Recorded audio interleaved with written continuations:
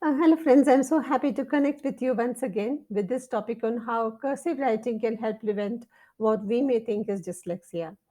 Now, just a quick disclaimer, I do not claim to be an expert on dyslexia. What I would like to share is my understanding based on my experience with directly working with children for so many years. So, you see, what happens is when children start the writing process and when they sometimes happen to reverse letters or numbers and sometimes write even words backwards, parents and teachers tend to get worried and mistake it for being dyslexia. But these kind of reversals are seen very often among children as a normal part of their developmental process. So there's nothing to get worried about. This goes on perhaps till the child reaches, say, the first or the second standard. So when a child writes, say, numbers like 3 or 7 or 9 backwards, or when the child is not sure whether the circle in the letter B or D is to the right or the left, confusing it, where there is always a confusion between these two letters, and most parents and teachers get concerned. And that in turn can get extremely confusing and frustrating for the child, right? The common letters that create confusion in the child's mind are these letters. You see the B and the D and the P and the Q. Always, the child thinks, which side of the straight line should I put the curve? Or the U and the N, where they get, where they are sort of upside down, and the M and W is also like upside down, COA, LTF. These are mainly the letters that normally create confusion in a child's mind when they're writing in print. However, when the child writes in the cursive script, there is absolutely no such issue. Each of these letters has its own unique way of formation. See how they look? They are so different. There is hardly any scope for confusion, right? So, and another thing is how you begin writing each of these letters is different. The way you start off writing each of these letters is different. So let's say you looking at the letter, you want to start writing the letter B, okay, in cursive. Then what do? You start with writing the letter L in cursive, and then you complete it by making the curve to the right. Yeah. So the starting point is the letter L when you're writing the letter B, isn't it? But when you're writing the letter D, the starting point is the letter C. You make the letter C and then you make your L and complete your D. So there is a difference in the way the two letters start off, isn't it? Besides, you have to remember that learning is a process and it takes time. You see, visual memory takes time to register, so a lot of repetition, making sure the child reads and writes daily is extremely important. But what happens in a Montessori method is we are not just depending solely on the visual memory. With a material like sandpaper letters, the child traces each letter the way it is written with his two writing fingers. You see, his two writing fingers are touching the sandpaper, the sandpaper part of the letter, and the other two fingers are not here. The two fingers are held a little higher, so they are not touching the letter. And then the child traces this.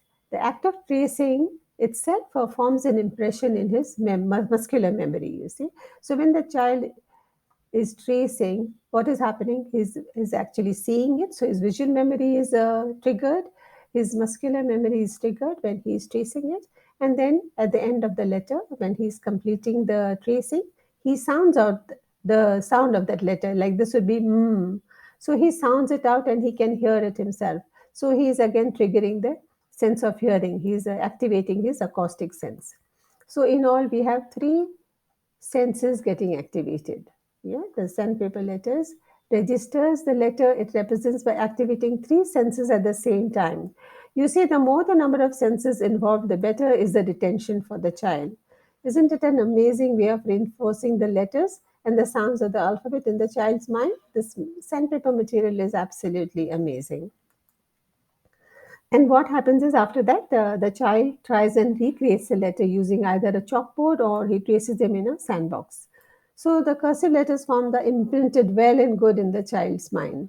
There's hardly any issue of letters getting reversed or there being any sort of confusion when the child writes in cursive.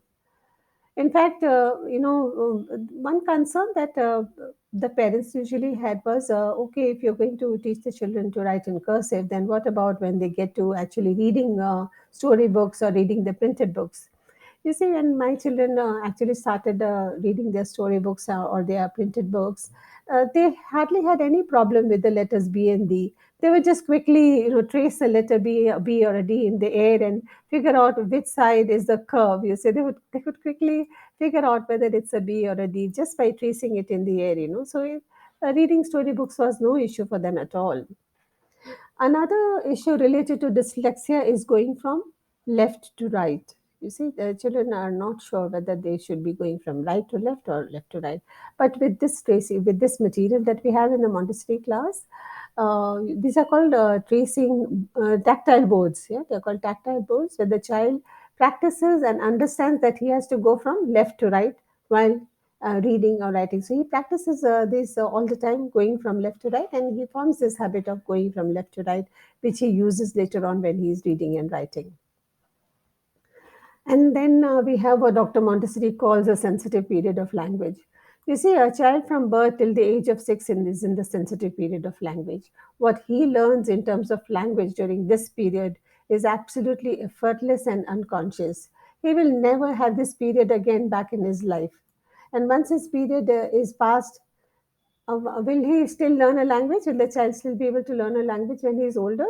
Of course he will. Yeah, we too learned, isn't it? Some languages when we got older, but it was with a lot of pain and effort, and all that can be avoided if you can target the child at this age. In this period between 0 to 6, better results can be achieved with love and without tears during this sensitive period of language. There is one more observation that will help you understand why cursive is good to begin with. You see, when you give a child a writing instrument in his hand, just leave him alone with a pencil or a pen and a paper. You will never find him making straight lines, vertical or horizontal. He will not make straight lines. He will doodle. He'll make these little circles, some little curved figures. You will never catch him making straight lines. Now, why is that? Because he is in this sensitive period in his life where if you were to offer him cursive letters, he will learn it with a lot less pain. He will learn it effortlessly. Then, when you have to offer him later on, say at the age of 7 or 8. So, cursive writing is the way to go. It looks great, it is artistic, it creates a good impression of the writer. So, let our children learn the cursive script easily and effortlessly when they are most ready for it during the early years, say around the age of 4. This is another example of a child of how the teacher has written the sentence on top, but this is how the child may perceive it. So this is another example of what can happen in a child's mind. Let us Now, let us not ignore this. If the issue of reversal still persists, it is always advisable to consult a specialist. The earlier any kind of deviation from normal is detected, the easier it is to rectify it. Okay? So let us together take good care of our children. After all, they are solely dependent on us adults, right? So thank you so much for watching this video. Thank you.